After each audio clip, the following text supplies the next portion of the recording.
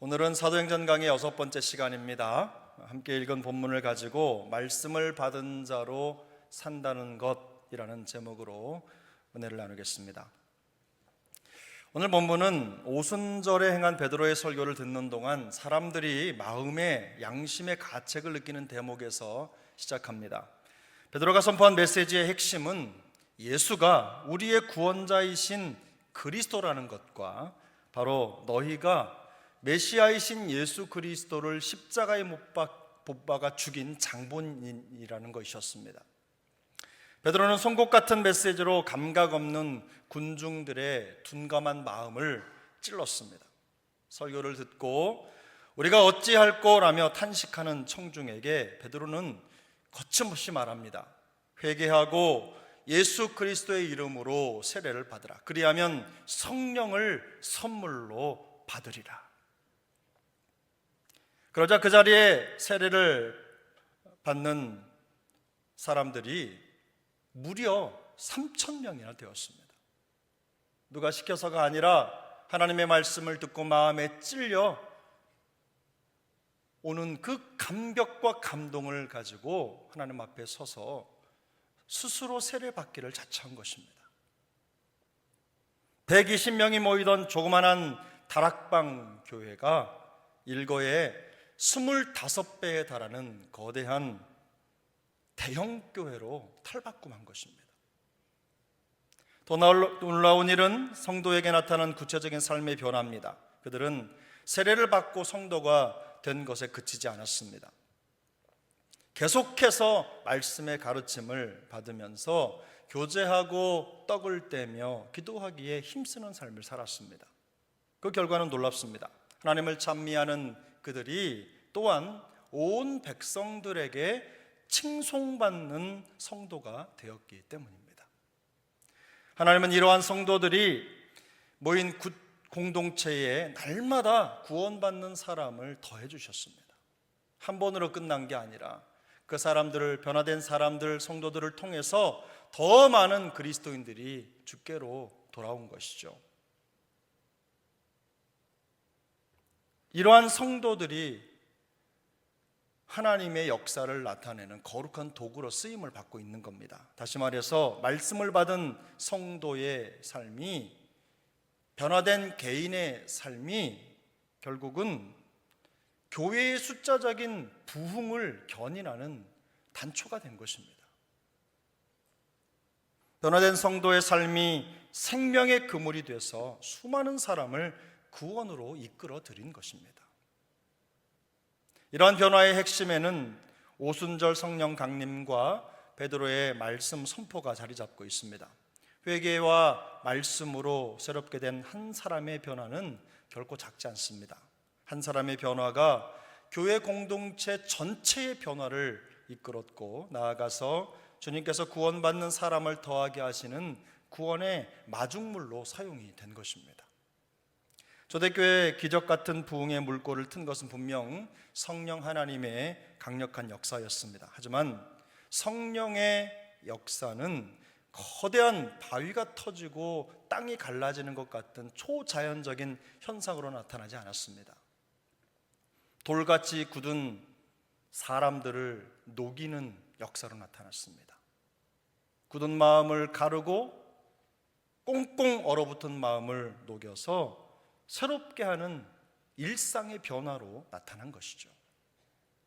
결국 하나님은 사람을 통해 성령의 일을 나타내시고 변화된 그들을 통해 교회의 역사가 시작되게 하신 것입니다.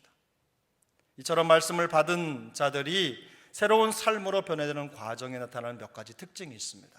첫 번째로 끊임없이 자신을 돌아보는 회개 일상의 회복이 있는 겁니다.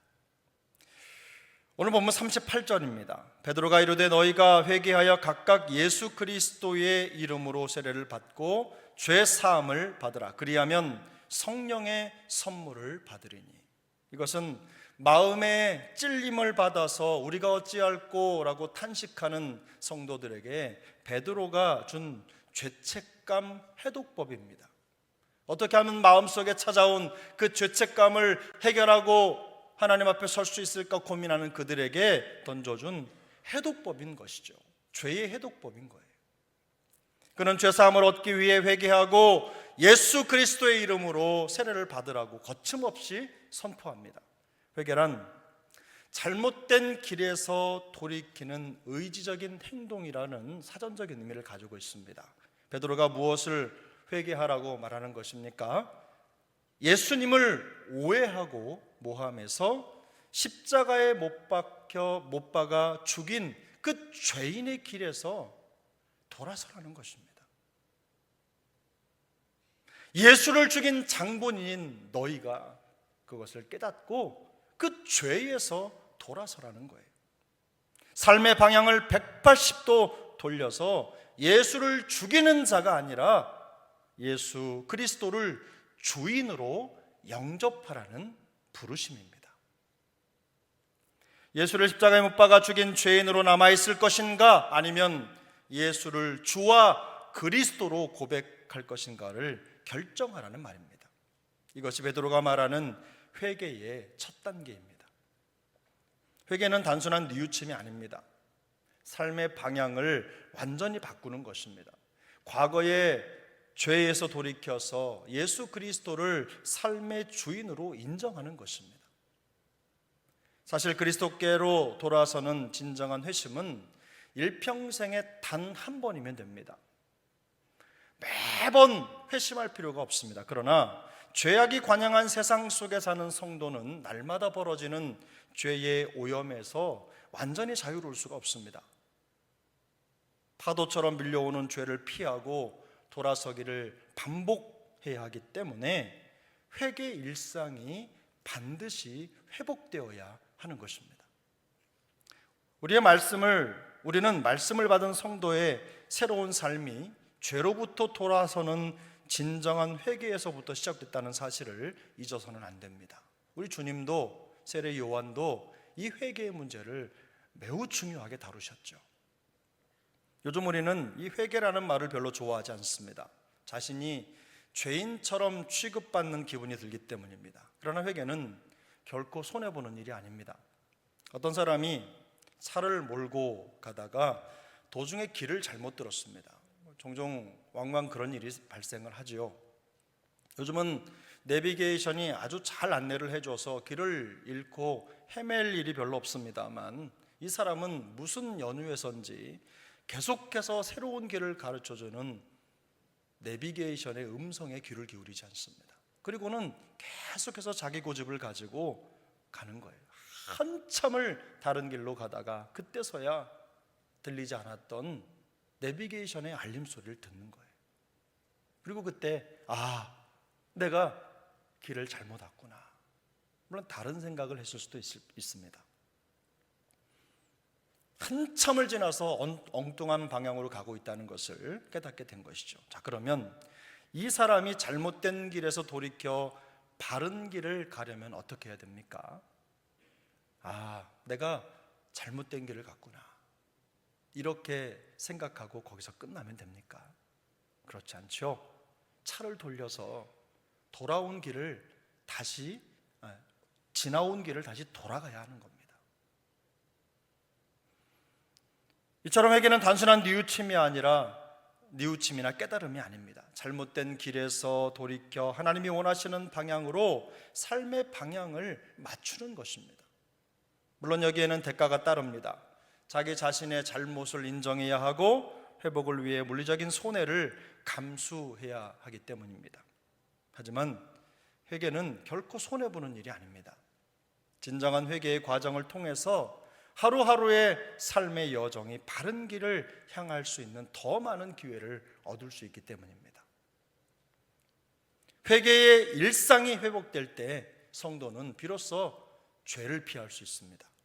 하나님의 뜻을 벗어나지 않고 새로운 삶으로 변화되는 축복의 여정을 이어갈 수 있는 것입니다. 전 우리 사랑하는 세중앙 식구들이 회개의 일상을 회복하는 축복을 누릴 수 있게 되기를 바랍니다. 두 번째로, 성령의 인도하심을 받기 위해 말씀 일상을 회복하는 것입니다. 본문 42절인데요 42절을 함께 읽겠습니다. 그들이 사도의 가르침을 받아 서로 교제하고 떡을 떼며 오로지 기도하기를 힘쓰니라. 죄에서 돌이켜 회개하고 세례를 받은 성도들로 최초의 교회가 세워졌습니다. 하나님이 그들을 부르신 것이죠. 그리고 교회의 일원이 되게 하셨어요. 하지만 여기서 끝이 아닙니다. 하나님은 회심한 성도들이 어떻게 신앙생활을 했으며 그 결과가 어떻게 나타나는지를 우리에게 똑똑히 보여주십니다. 회심한 성도들은 하나님의 말씀 배우기를 멈추지 않았습니다. 그들은 지속적으로 말씀의 가르침을 받았고 그 배움을 삶에 적용하기 위해서 노력했습니다.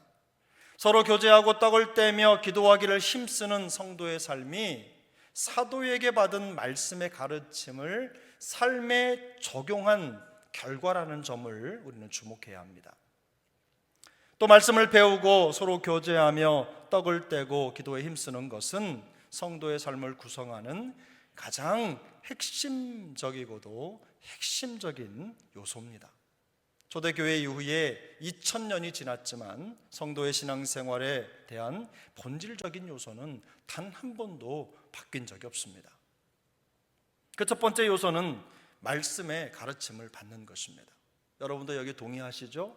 성도가 온전한 삶을 살기 위해서는 항상 말씀의 가르침을 받아야 합니다. 성도들은 사도들이 전하는 말씀의 가르침을 받는 일에 열심을 냈습니다. 강제가 아니라 이 단어를 뜯어보면 성도들이 자기 스스로 하나님의 말씀 앞에 달려나왔다는 의미가 담겨져 있어요. 재미있어서가 아닙니다. 요즘에 아이들은 교회도 재밌어야 간답니다. 수련회를 여기저기 다니기도 하잖아요. 근데 거기 왜 가려고 하니? 이렇게 물으면 재밌다는 거예요. 교회를 가지 않으려고 해서 왜 안 가려고 하니? 그러면 재미없다는 거예요. 요즘 아이들의 모습입니다. 물론 아이들뿐만 아니라 어른들도 그렇겠죠. 그런데요, 재미있어서가 아니라 구원받은 성도로 살기 위해서 반드시 말씀이 필요하기 때문에 말씀의 가르침을 받는 것입니다.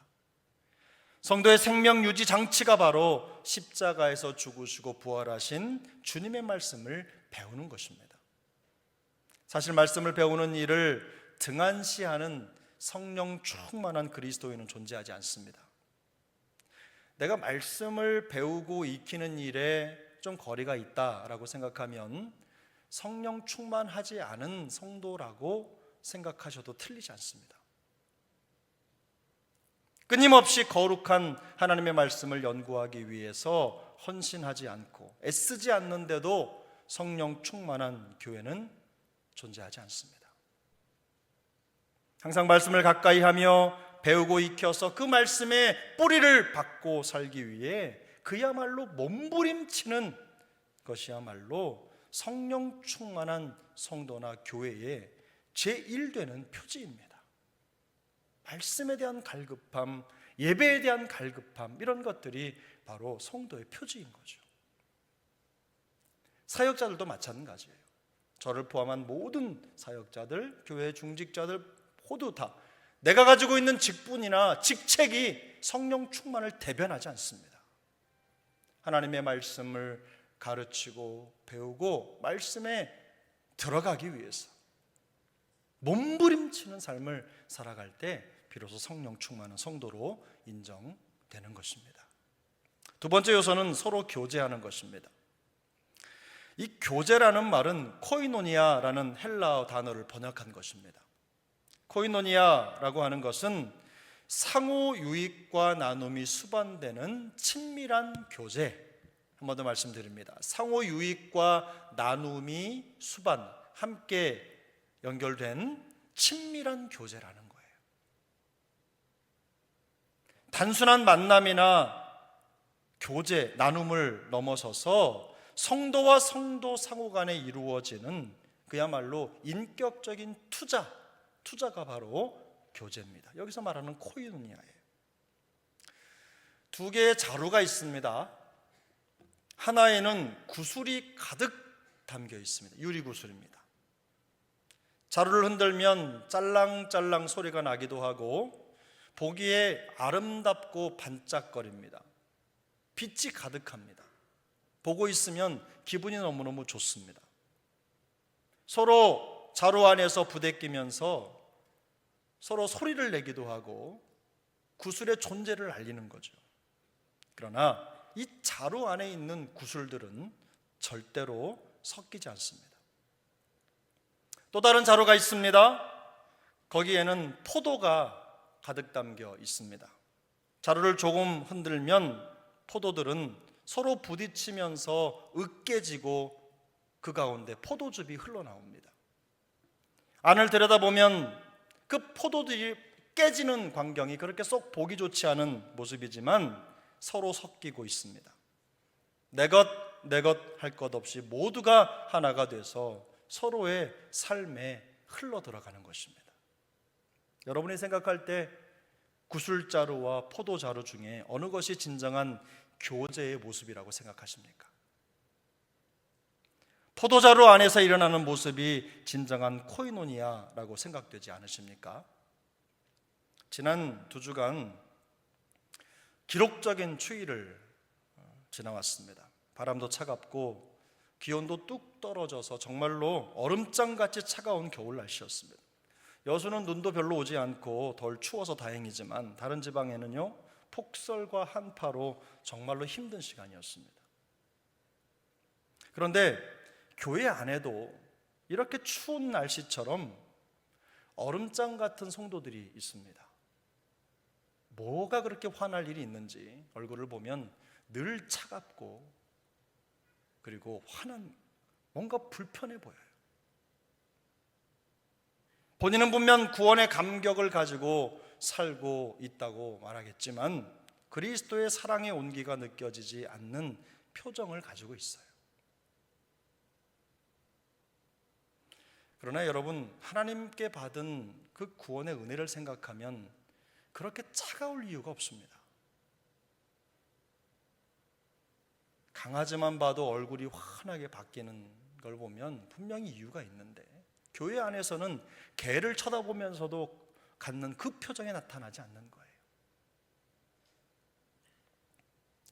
하박국 선지자는 이렇게 고백합니다. 비록 무화과 나무가 무성하지 못하며 포도나무의 열매가 없으며 감람나무에 소출이 없으며 밭에 먹을 것이 없으며 우리의 양이 없으며 외양간에 소가 없을지라도 나는 여호와로 말미암아 즐거워하며 나의 구원의 하나님으로 말미암아 기뻐하리로다.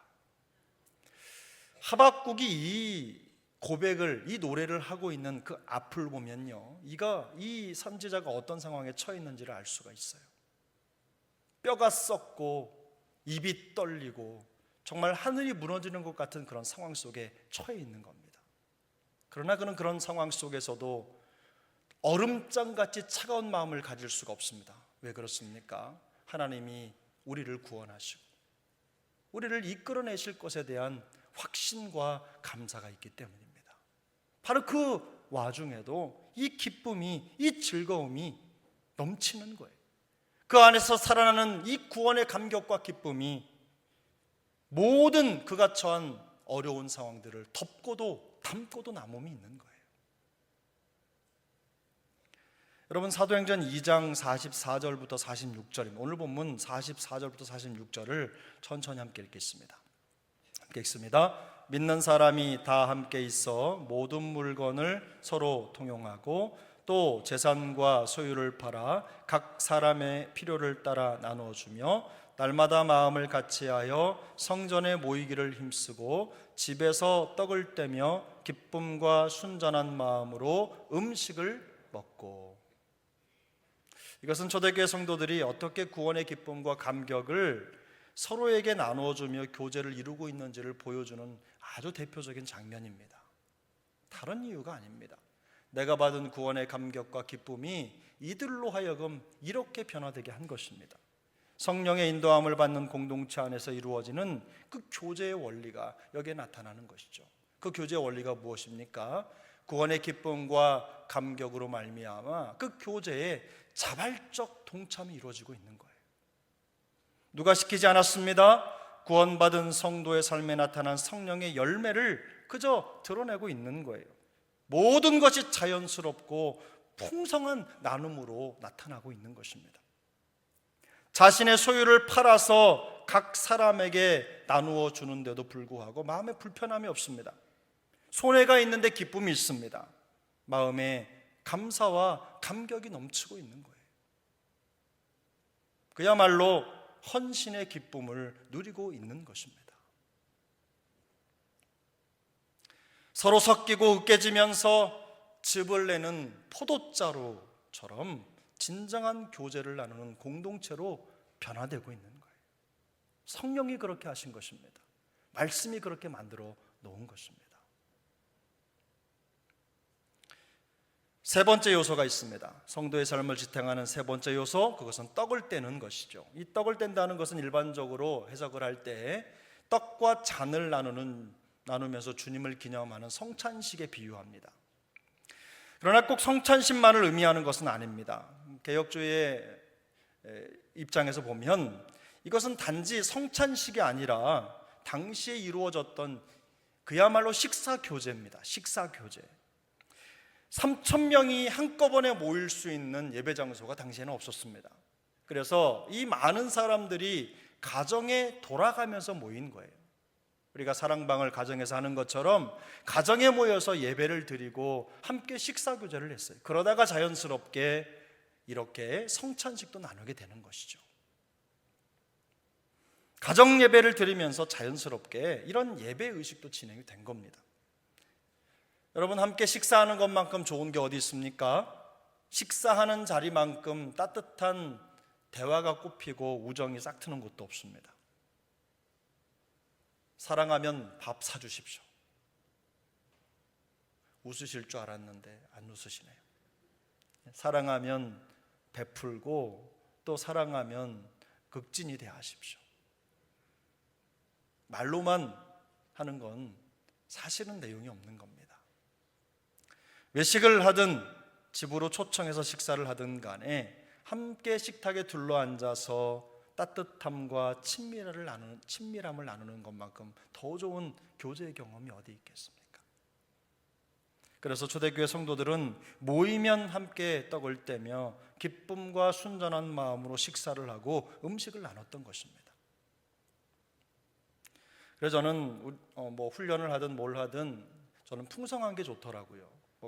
남는다, 버리지 마라 이런 경계보다도 사실은 그 자리가 풍성하고 좀 그러면 일단 마음이 열리고 좋잖아요. 그런 마음에서 교회는 항상 풍성할 필요가 있습니다. 네 번째 성도의 삶에 필요한 요소는 기도하기를 힘쓰는 것입니다. 성도에게 기도는 선택이 아니죠. 초대교회 성령의 역사와 놀라운 부흥의 발화점이 바로 기도였습니다.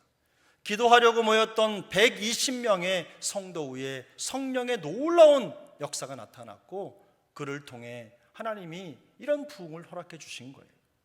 기도의 불과 성령의 불은 다른 불이 아닙니다. 기도의 불이 꺼진 성도나 교회는 결코 부흥을 기대할 수가 없습니다. 야고보서 5장 16절은 말씀합니다. 의인의 간구는 역사하는 힘이 많으니라. 의인의 간구는 역사하는 힘이 많으니라. 이것은 성도의 기도가 불가능을 가능케 하시는 하나님의 능력이 나타나는 통로임을 말씀하는 것입니다. 기도는 우리가 하는 일에 하나님의 능력이 임하게 하는 은혜의 수단입니다. 기도의 능력을 소유할 수 있길 바랍니다. 우리가 기도할 때 하나님이 역사하십니다. 저는 지금까지 성도의 삶에 변화를 가져오는 네 가지 본질적인 요소에 대해서 말씀을 드렸습니다. 이처럼 지속적으로 말씀의 가르침을 받는 성도의 삶에 놀라운 변화가 나타난 거예요. 회개하고 세례를 받았다고 해서 곧바로 삶이 변화되고 새로워지는 것은 아닙니다. 때로는 아주 긴 시간 말씀을 받고 그 말씀의 가르침을 따라서 이미 내 생각과 마음속에 자리 잡은 잘못된 가치체계를 전환하는 시간이 필요한 거예요. 교정의 과정이 필요한 것이죠. 그러면서 서서히 변화되는 것입니다. 어떤 분들은 짧은 시간 안에 이런 변화를 경험할 수도 있지만 어떤 분들은 일평생 시간이 걸릴 수도 있습니다.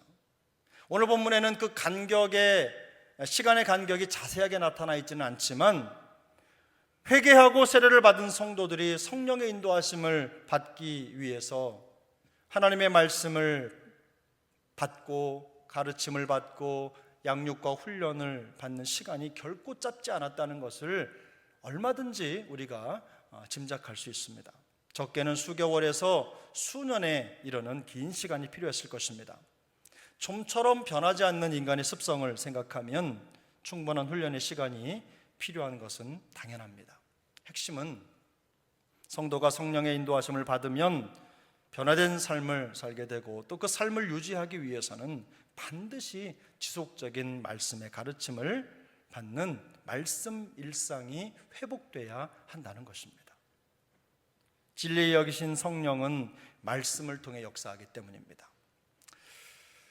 여러분, 오늘 보면 마지막 절 47절을 함께 읽겠습니다. 47절입니다. 함께 읽습니다. 하나님을 찬미하며 또 온 백성에게 칭송을 받으니 주께서 구원받는 사람을 날마다 더하게 하시니라.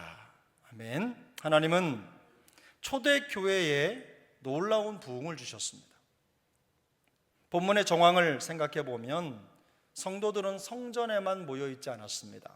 가가호호 성도의 집을 돌아다니면서 하나님을 예배하고 교제했음을 어렵지 않게 짐작할 수가 있습니다. 말씀드린 대로 3,000명이 넘는 인원들이 한꺼번에 모일 수 있는 집회 장소가 없었을 뿐더러 때로는 사람들의 눈을 피하면서 모여야 했기 때문에 여러 그룹으로 작게 나누어져 흩어져서 예배를 드린 것이죠.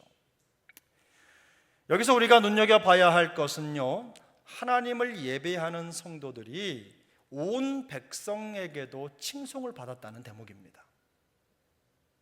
혹시 거듭난 그리스도인이라는 말 들어보셨습니까? 거듭난 성도. 그럼 제가 한번 여쭙겠습니다. 나는 거듭난 그리스도인이다. 안 들으신 분들은 뭡니까? 그럼 그리스도인이라는 말이 어려우십니까? 자, 그럼 다시 바꿔서 나는 거듭난 성도다.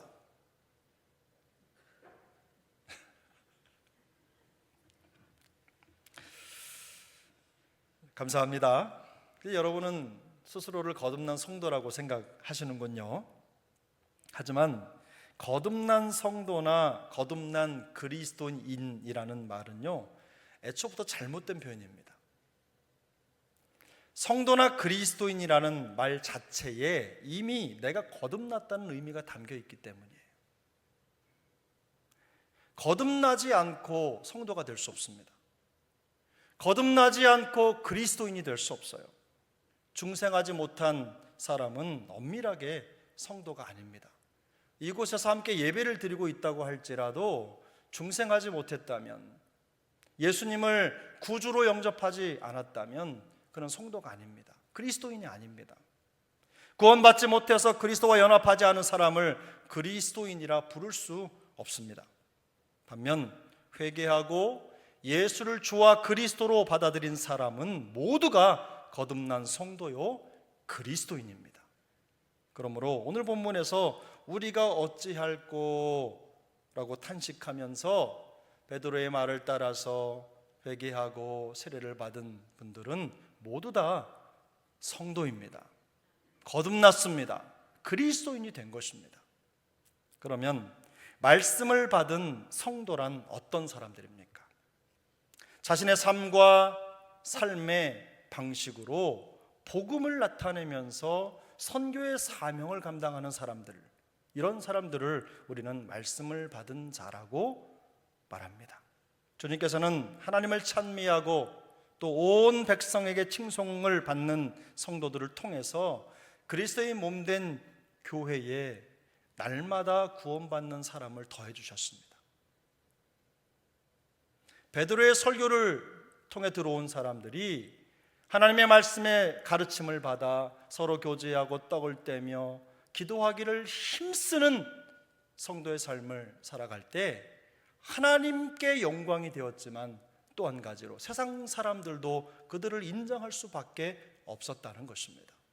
세상도 그들의 교제를, 그들의 헌신을, 그들의 희생을 인정하는 거예요. 성도 개개인의 삶과 삶의 방식이 수많은 사람을 그리스도께 인도하는 생명의 그물이 된 것입니다. 교회가 부흥하지 못하는 이유는 구제와 선행이 없기 때문이 아닙니다. 교회가 착한 일을 하지 않기 때문에 교회가 부흥하지 못하는 게 아닙니다. 성도 개개인이 회개 일상과 말씀 일상을 회복하지 못한 것이 교회 부흥을 가로막는 가장 큰 걸림돌입니다. 여러분 우리 자신을 한번 돌아보십시오. 나를 통해 부흥의 역사가 나타나겠습니까? 이런 질문을 스스로에게 한번 던져보세요. 몸의 지체가 건강하지 않고서야 어떻게 몸의 건강을 기대할 수 있겠습니까? 몸이 건강해야 뭐라도 할 수 있는 겁니다. 지체가 건강해야 뭐라도 할 수 있는 거예요. 교회가 어려울 때마다 초대교회의 부흥을 돌아보면서 초대교회로 돌아가자라고 외치는 이유는요, 그것이 가장 성경적인 부흥의 모델이기 때문입니다. 교회 부흥은 외적인 힘에 의해 나타나는 것이 아닙니다. 이 각각의 성도가 하나님의 말씀을 받은 자로서 회개와 말씀의 회복을 경험하고 성령 충만을 열망할 때, 바로 그때 비로소 교회는 부흥합니다. 교회 밖을 향하는 구제와 선행의 실천이 성도를 살리는 것이 아닙니다. 말씀과 성령으로 가르침을 받아 성령 충만한 성도들이 십자가의 사랑을 실천하는 것을 통해서 세상을 살리는 것입니다. 세상이 교회를 살리는 게 아닙니다. 교회가 성도가 세상을 살리는 것입니다. 우리는 그것을 선교라고 부릅니다. 초대교회와 성도들의 모습은 지금 우리와 우리 교회가 본받아야 할 진정한 교회와 성도의 모델입니다. 패역한 세대 속에서 어떻게 구원의 기쁨을 잃지 않고 살 수 있는지를 보여주고 있는 것이죠. 저는 우리 모두가 이런 회개 일상을 회복하고 회개에 합당한 열매를 맺는 변화의 주인공이 될 수 있기를 소망합니다.